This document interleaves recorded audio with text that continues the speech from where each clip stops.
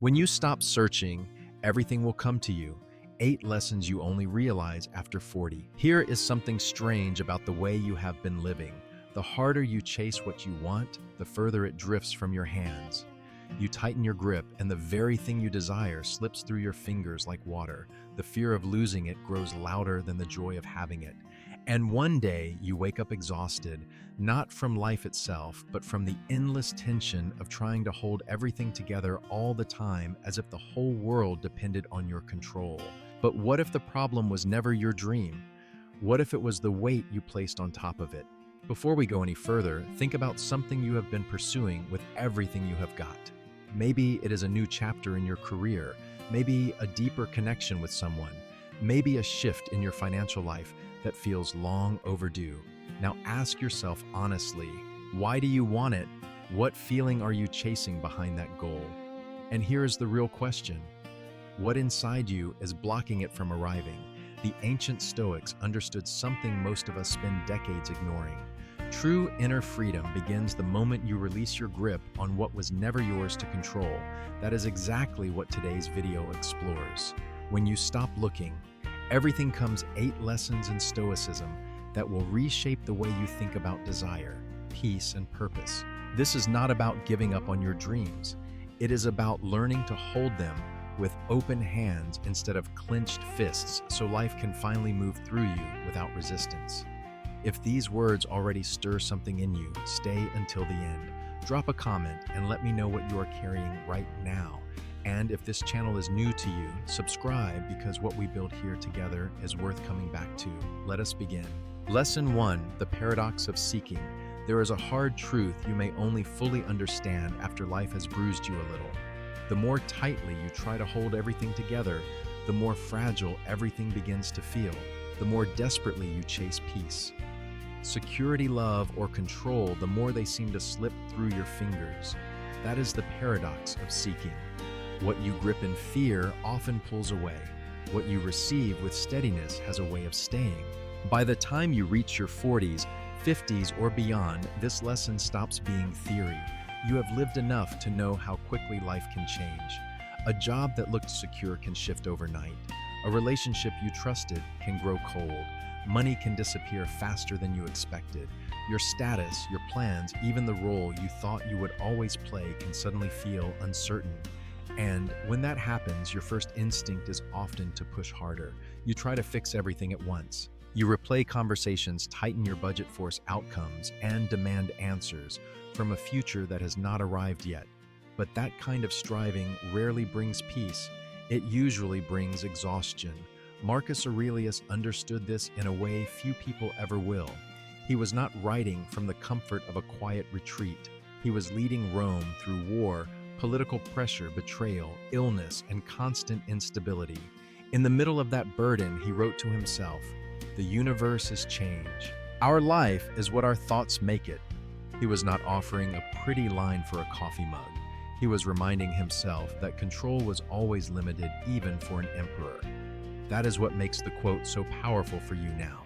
If a man with armies at his command could not force life to obey him, then your peace was never going to come from controlling every outcome either. It has to come from learning how to stand steady in the middle of change. You can see this clearly in the life of a man like Richard, a 52-year-old operations manager from Ohio. For 23 years, he built his identity around being dependable. He was the one who solved problems, paid the bills, kept the house running, and made sure his family never felt instability. Then his company restructured, his role was cut, and within a few months, he found himself waking up at 3 a.m., staring at the ceiling, terrified not only of losing income, but of losing who he thought he was. He applied for jobs, obsessively checked his email every 10 minutes, snapped at his wife, and carried shame like a second skin. The harder he tried to force his life back into its old shape, the more anxious and disconnected he became. What changed him was not a sudden miracle. It was a quieter turning point. A friend told him, "You are acting like your life is over because one chapter ended." That sentence hit him harder than any motivational speech. Richard began taking long walks every morning without his phone. He stopped measuring his value by how quickly he could restore his old title. He started helping his brother with a small logistics project, not because it was prestigious, but because it was honest work and it gave him room to breathe. Months later, he found a better role than the one he lost. But the deeper gift was this: he no longer believed his worth rose and fell with a job title. That is why the Stoics kept returning to the same wisdom in different forms. Epictetus taught that wealth consists not in having great possessions, but in having few wants. He knew what he was talking about because he had lived as a slave before becoming a teacher. He had seen what happens when a person's inner life is chained to external things. His point was not that money, success, or relationships do not matter. His point was that when your whole identity depends on them, fear begins to rule you. You stop living and start clinging. This is where your freedom begins. You do not become whole by finally controlling every variable. You become whole when you stop begging life to guarantee what it never promised. You stop chasing approval. You stop bargaining for certainty. You stop treating peace like a prize hidden somewhere outside you. And in that shift, something inside you settles. You think more clearly. You love more honestly. You make decisions from self-respect instead of panic. Letting go is not quitting. It is trusting that your life can still unfold with meaning even when you cannot script every scene. What is truly yours does not need your desperation. It asks for your presence, your character, and your courage. When you stop running in fear, you finally become able to receive what was waiting for you all along. Lesson 2. The energy of lack attracts more scarcity, running beneath every thought you think. Every decision you make and every emotion you carry there exists an invisible current that most people never notice. It is the energy of lack, and it has been quietly shaping your life far more than any external circumstance ever could. When your mind becomes trained to see only what is missing, the love that never showed up, the money that did not come through, the recognition that passed you by, it settles into a state of chronic need. The problem is not that you have desires. Desire is natural and human. The problem is living from the place of absence, waking every morning with the unshakable feeling that something essential is not there, and then allowing that hollow sensation to color your mood, your choices, and the way you carry yourself through the world. Marcus Aurelius wrote in his private journal, "Very little is needed to make a happy life. It is all within yourself, in your way of thinking." Yet the most dangerous thought pattern you can feed is this one: I will only be happy when. That single belief creates an invisible loop. The more attention you give to what is absent, the deeper that absence becomes woven into who you believe you are. Scarcity stops being a temporary condition and starts becoming your identity. There is an old parable worth sitting with. Two travelers walk the same stretch of road through the same countryside. The first traveler has the eyes of a vulture. At every turn, he notices only the dead things, the wilted crops, the cracked earth, the crumbling fences. When someone asks what he found along the way, he shakes his head and says, "Nothing but ruin. The whole land is wasted." The second traveler walks that identical road, but her attention falls differently. She notices wildflowers pushing through the stones, birds nesting in old branches, a stream still running clear despite the drought. When asked the same question, she smiles and says, "I found beauty everywhere I looked." The road was the same. The landscape had not changed. Only the gaze was different. Your mind operates by the same law. Whatever you focus on expands within your experience of reality. If your eyes are fixed only on what you lack, you will keep reinforcing the belief that nothing will ever be enough. But the moment you begin training your attention to notice what already exists, what you can still build, what continues to bloom, even in difficult seasons, the texture of your daily life starts to shift. A mind locked in scarcity cannot recognize opportunity even when it stands directly in front of you. It only confirms what it already believes, that there is not enough, that there will never be enough. Yet, when you redirect that focus from what is missing to what you are capable of creating, from what you do not have to, what you can offer, something powerful takes hold. You stop being someone who begs the world for emotional scraps and become the architect of your own inner reality. Releasing the grip of scarcity takes genuine courage, not because the feeling vanishes overnight, but because you are making a conscious choice to stop feeding it. Abundance is not something that begins in your bank account or in the approval of others. It begins as a state within you long before it shows up as a result around you. So instead of repeating to yourself, "I need this in order to feel complete," try replacing it with something truer. "I already carry everything I need to begin."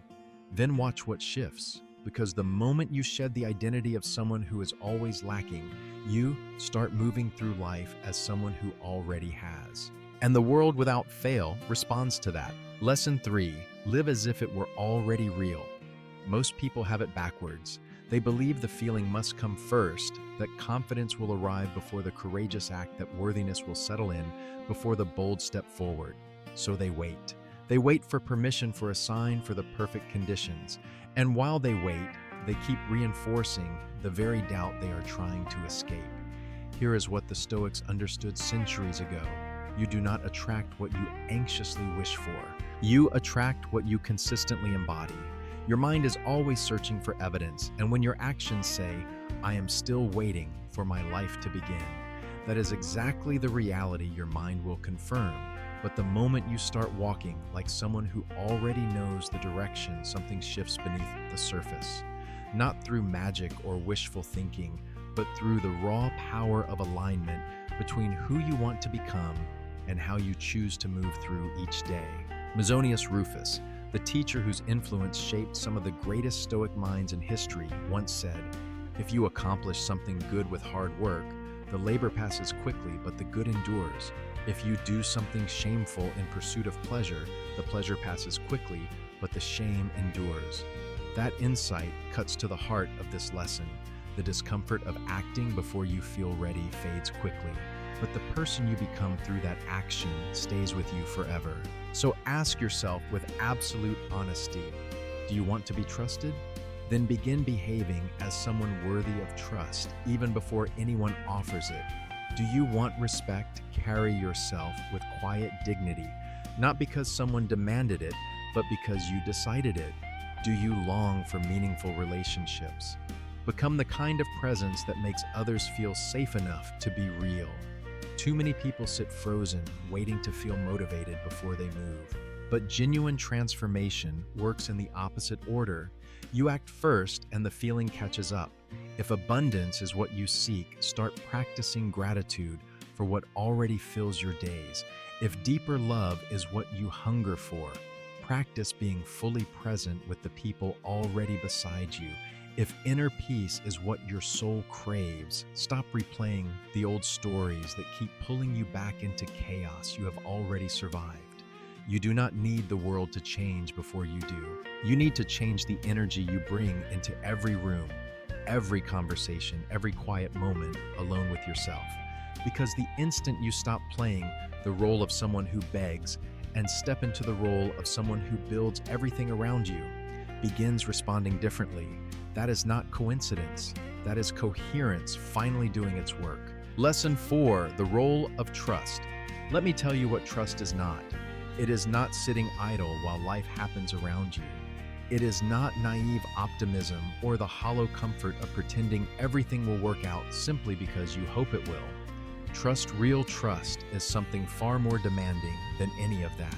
It is the willingness to act with your heart pounding in your chest, to keep moving forward through the dark corridor, even though you cannot see where it ends. It is a quiet inner voice, steady and unshakable, whispering, "I do not yet know how this will unfold, but I know I have what it takes to walk through it." Seneca once wrote to a friend, "We suffer more often in imagination than in reality." That single observation reveals where trust begins. It does not start with the circumstances becoming easier or the future becoming clearer. It starts the moment you change the way you relate to what lies beyond your control. Once you release the compulsive need to manage every outcome, what remains? You remain. Your attitude, your presence, your capacity to meet this very moment without flinching. The kind of trust the Stoics practiced was never built on blind faith or shallow positivity. It was forged through experience, through the slow accumulation of moments when you looked back at your own life and realized something profound. What felt like the end was merely a doorway. The thing that shattered you also sculpted you into someone stronger. The situations that spiraled beyond your grip taught you lessons that no success ever could. There is an old Zen teaching that captures this beautifully. A farmer's horse runs away, and his neighbors call it terrible luck. The farmer simply says, "Perhaps." The horse returns the next day, bringing wild horses with it. The neighbors call it wonderful fortune. Again, the farmer says, "Perhaps." His son tries to ride one of the wild horses, falls and breaks his leg. "Terrible misfortune," the neighbors cry. "Perhaps," says the farmer. Then the army comes to conscript young men for war, and his son is spared because of the broken leg. The farmer understood what most of us forget. You cannot judge a moment while you are still standing inside it. Trusting the process means accepting that you do not possess the full picture and finding peace in that incompleteness rather than torment. When trust takes root in your life, the mind grows quieter in remarkable ways. You stop hemorrhaging energy trying to predict what cannot be predicted. You stop eroding your own peace by attempting to manage every person, every detail, every conversation's outcome. Your breathing deepens because you finally understand your only real responsibility. Give the best of yourself to this moment. Everything beyond that was never yours to carry. Cato the Younger, one of the most principled figures in Roman history, demonstrated this through the way he lived. He did not chase approval or bend his values to match the political winds. He acted with conviction and released the results. That is the essence of trust in practice. Let go of what does not belong to you. Pour your strength into the ground where it can actually take root. And do you know what happens when you begin living this way? You stop suffering in advance over things that may never arrive. Sleep comes easier. You listen more deeply to the people around you. Mistakes lose their weight because you are no longer demanding perfection from yourself. A quiet peace settles in not because every problem has been solved, but because you have grown strong enough to keep walking even while uncertainty remains. So today, do not demand answers. The universe is not yet ready to give. Do not waste your hours trying to decode the future. Simply take the next step with steadiness, with awareness, and with calm. That is what trust asks of you, to keep going even without guarantees. Lesson 5. How to apply calm in real life. Now comes the part where philosophy meets the pavement.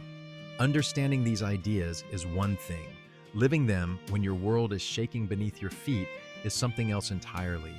Talking about letting go, trusting the process, staying present, all of it sounds beautiful on paper, even inspiring. But how do you practice any of it when the bills are due tomorrow? When your chest still aches from a loss you did not choose? When everyone around you seems to be moving forward while you feel cemented in place? This is the moment where Stoicism stops being a theory you admire and becomes a muscle you build. And the first thing you need to understand is this calm does not come from controlling your circumstances. It comes from seeing them clearly. And clarity demands that you be fully here, right now, in this moment. Before you try to overhaul your entire existence, simply pause. Look honestly at whatever is holding you captive and ask yourself 2 questions. What am I trying to force, and what am I terrified of releasing? Sometimes it is a person who left and you are spending every ounce of energy trying to pull them back. Sometimes it is an old version of yourself that no longer fits, but you cling to it out of pride. Sometimes it is a wound you refuse to forgive, not because forgiveness is weakness, but because the anger has become so familiar it feels like home. And sometimes it is nothing more than fear itself, the raw terror of starting over with empty hands. Pain deepens when you resist what has already happened, but something shifts the moment you admit with full honesty, "This is where I stand. It is not where I wanted to be, yet it is the only ground from which I can begin." Think about someone whose relationship just ended. Every cell in their body wants to undo it, to rewind the story, to make it work one more time. But calm enters the picture only when that person finds the courage to say, this chapter is closed. Even while the missing still burns, they recognize that drowning in what was will never build what could be. So they stand up. They breathe. They redesign their mornings. They reach out for real support instead of performing strength. They begin to see themselves not as someone discarded, but as someone in the sacred process of coming home to who they really are. Or imagine someone who just lost their job. The mind spirals into catastrophe, painting worst-case scenarios at lightning speed. Panic wants to drive every decision, but calm begins the instant that person sits down and says, "This already happened. I cannot undo yesterday, but today I can rewrite my resume. I can trim the expenses that do not matter. I can call someone I trust and ask for honest guidance. I can reinvent." Epictetus once taught his students, "Make the best use of what is in your power and take the rest as it happens." That is the bridge between panic and presence, and crossing it is where genuine power lives. Every time your mind races toward, "What if it never gets better?" or "What if I fail again?" bring it back with one grounding question. What can I do right now with what I have? Sometimes the answer is as quiet as tidying your desk, breathing without distraction for 2 minutes, or writing down everything you feel on a single sheet of paper. These small acts are anchors. They pull you back into the present, the only place where change has ever begun. And when the chaos feels larger than anything you can carry, remember one of the hardest and most liberating truths the Stoics ever offered. It is never the event itself that destroys you. It is the story you tell yourself about it. So guard the words you repeat inside your own mind. Replace "this is unbearable" with "this is what I need to face today." And notice how your entire posture shifts. Because suffering often grows not from the pain itself, but from the comparison, the self-judgment, the relentless demand to heal faster, perform better, and arrive sooner than your soul is ready for. Respect your own rhythm. Different seeds break through the soil in different seasons, and not a single one of them is late. Musonius Rufus, who endured exile and hardship with extraordinary composure, once said, "If you choose to do something, do it regularly, and it will become your nature." These daily practices will not erase your problems overnight, but they will accomplish something far more valuable. They will free you from being a prisoner of external chaos and teach you to build unshakable strength from within. And once that inner foundation is solid, you will no longer need to chase anything with desperation, because what truly belongs to you will sense your steadiness and find its way to your door. Lesson 6. A receptive mind is a strong mind. A gap exists between wanting something and being consumed by that want, and most people never notice when they cross from one side to the other. When desire lives in balance, it sharpens your actions and guides your steps with wisdom. But the moment it hardens into obsession, it begins devouring everything: your energy, your attention, your stillness. Your entire world starts orbiting a single fixation, and you lose sight of what is already here, already given, already enough. The Stoics understood this danger deeply. Seneca warned in one of his letters, "It is not that we have a short time to live, but that we waste a great deal of it. And nothing wastes your life faster than a mind trapped in obsessive wanting, blind to the richness of what this very moment holds." A receptive mind is not a weak mind. It is not passive, not empty, not indifferent. It is a mind that has learned to hold its own thoughts lightly, to stop treating every passing worry as gospel truth. It no longer exhausts itself trying to wrestle the uncontrollable into submission. It has grown willing to inhabit the present without needing to decode the future in order to feel safe. When obsession takes over, you stop seeing reality altogether. Everything filters through the distorted lens of urgency, of not having enough, of falling behind. The harder you grip, the more tension floods your body, and peace retreats further with every clenched thought. Yet something remarkable happens when you slow your breathing, ease the pace, and simply allow your mind to witness rather than react. The world begins to appear as it actually is, not as your anxious inner voice has been insisting it should be. You trade the exhausting illusion of control for the quiet relief of acceptance. Picture an open window in a room that has been sealed shut for years. The moment it opens, wind moves through freely. Light reaches corners that had gone dark. The unexpected finds a way in. That is what a receptive mind looks like from the inside. It does not try to dictate the weather or slam the shutters against what it did not plan for. Living this way does not mean abandoning your ambitions. It means pursuing them with calm intention while refusing to confuse achievements with personal worth or outcomes with deserving. You give your best effort, then release what was never yours to force. The lesson buried here is both simple and profound. Stop gripping so tightly to what you lack and create space for life to deliver it on its own timing. When you cease pushing against the current, the path ahead becomes visible. When you stop chasing what belongs to you, it finds its own way home. A mind rooted in receptivity grows sharper, not duller. It notices what matters. It picks up the quiet signals that only those who have slowed down can perceive, the small turning points, the subtle openings, the moments of grace hiding inside ordinary days. Marcus Aurelius reflected in his private writings, "The happiness of your life depends upon the quality of your thoughts." When your thoughts are loose, open, and uncluttered by obsessive grasping, happiness is no longer something you hunt. It becomes the atmosphere you naturally inhabit. Releasing your grip on control is not surrender. It is the deepest form of maturity. It clears the space for vision that goes beyond your immediate fears. It ends the war you have been waging against reality and invites you to move with it instead of against it. Some of the most important things your life has in store will not arrive on the day you demand them. They will arrive when you are genuinely ready. And readiness looks like this: staying open, remaining aware, and making peace with the present exactly as it stands. So breathe. Let the rigidity soften. Let the urgency dissolve.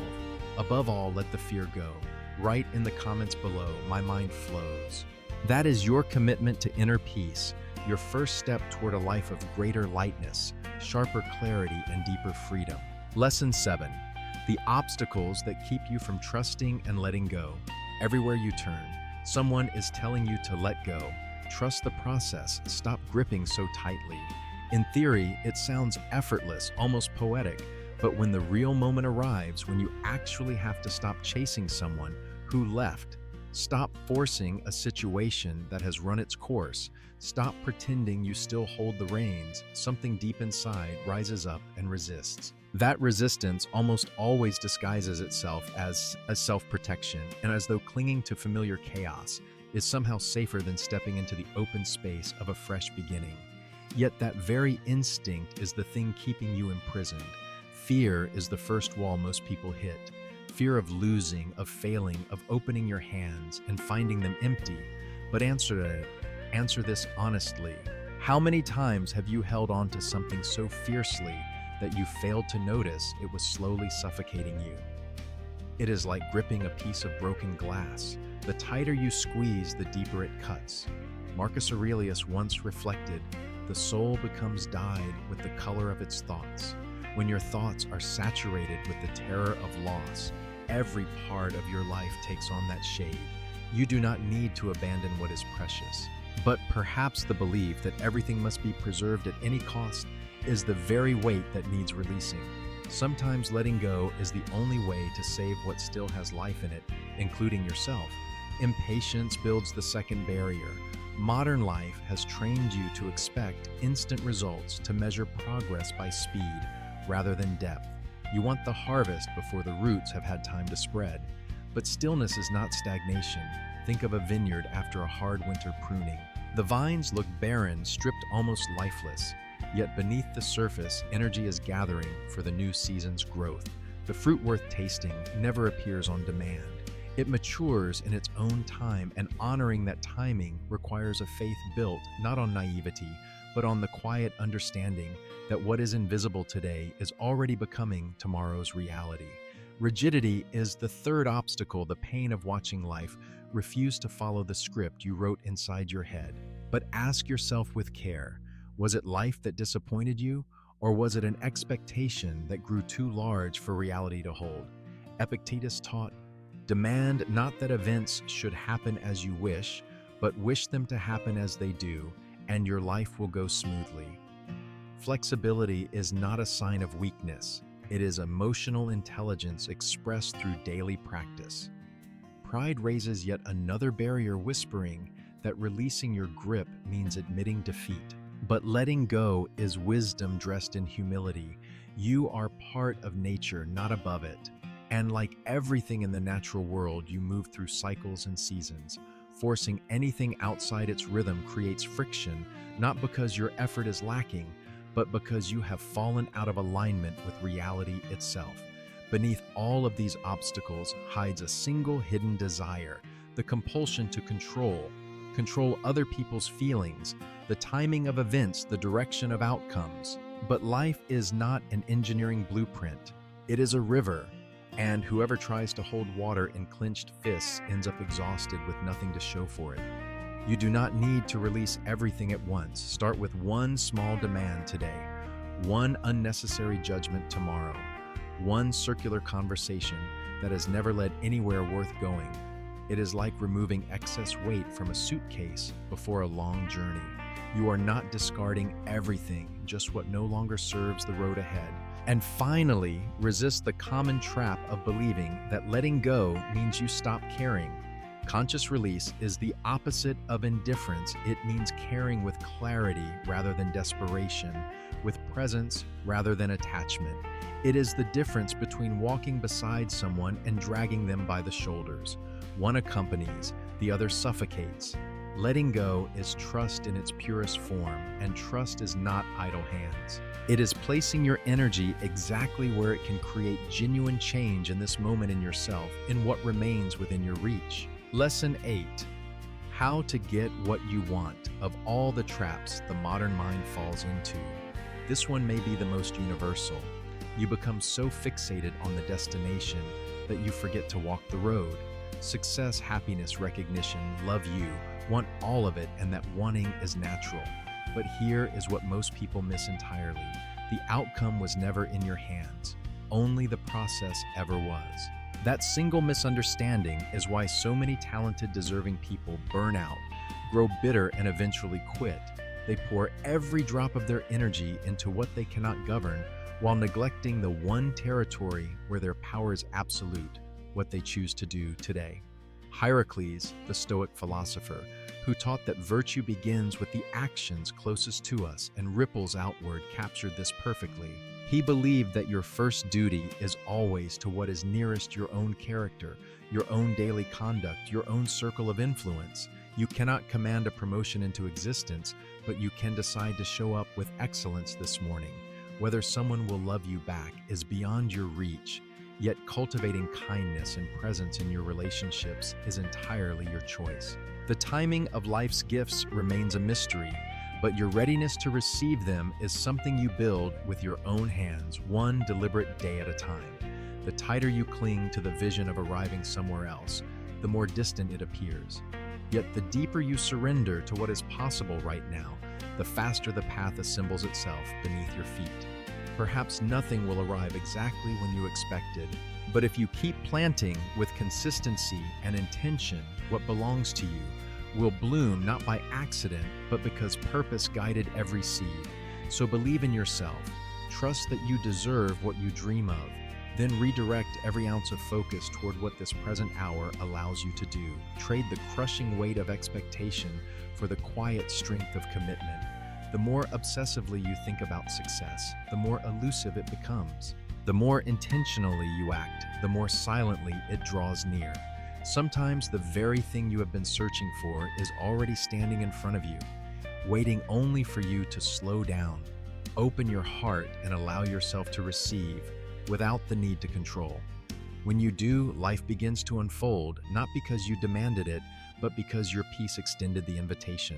You have stayed through all 8 lessons, and that alone tells me something important about who you are. You are not here by accident. Something inside you is ready to shift, ready to release the weight you have been carrying far longer than you needed to. Let me leave you with this. You do not need to transform your entire life by tomorrow morning. You do not need to master every principle we explored today before the sun rises again. All you need is one honest breath, one small act of surrender, one moment where you choose trust over fear. That is where everything begins, not in grand declarations, but in the quiet courage of your next step. The peace you have been searching for was never hiding in some distant achievement or someone else's approval. It has been waiting inside you all along, patient, steady, ready to surface. The moment you stop fighting what is and start flowing with what could be. If any part of this video stirred something real in you, leave a comment and share what resonated most. Your words might be exactly what another person needs to hear tonight. Hit the like button if this message spoke to your soul, and subscribe to this channel so we can keep walking this path together. There is so much more ahead for us to explore. Thank you truly for giving me your time and your attention all the way to the end. That is a gift I never take lightly. I will see you in this next video. Until then, breathe easy, stay present, and remember what is yours will find you.